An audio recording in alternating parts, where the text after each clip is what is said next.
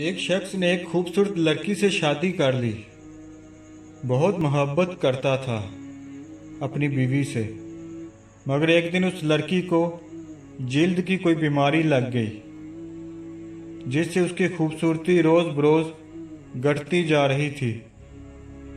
एक दिन उसका शौहर किसी सफ़र पर निकला।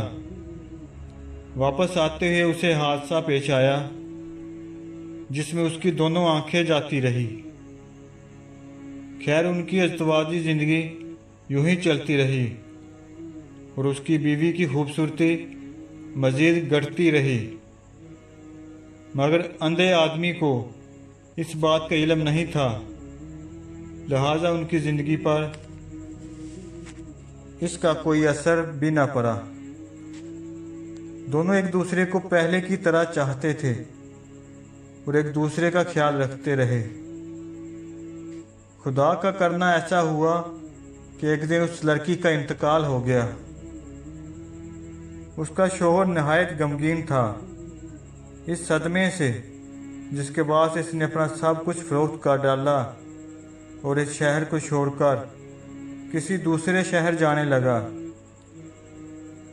जाते हुए रास्ते में एक शख्स ने पीछे से आवाज़ दी और कहने लगा, अकेले कैसे जाओगे? अब तक तो आपकी बीवी आपकी मदद करती रही, आपका ख्याल रखती रही और आपकी आंखें बनी रही। अंधे आदमी ने जवाबन कहा, मैं अंधा नहीं था, मगर ऐसे दिखा रहा था जैसे मैं अंधा हूँ, क्योंकि अगर उसे ये पता होता कि मैं उसकी बदसूरती देख सकता हूँ तो ये एहसास उसकी बीमारी से ज़्यादा तकलीफ देती। इसलिए मैंने अंधे होने का ड्रामा किया। वो बहुत अच्छी बीवी थी, मैं बस उसे खुश रखना चाह रहा था।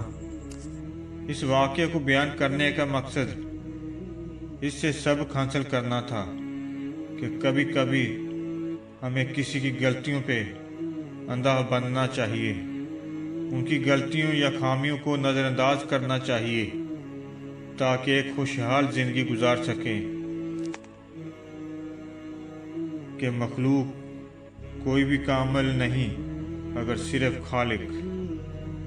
लिहाजा रिश्ते की मजबूती का बायस किसी की कामिलियत नहीं, बल्कि रिश्ते की मजबूती का राज इस बात में है कि हम अपनों को उनकी तमाम तर खामियों और गलतियों के साथ दिल से कबूल कर लें।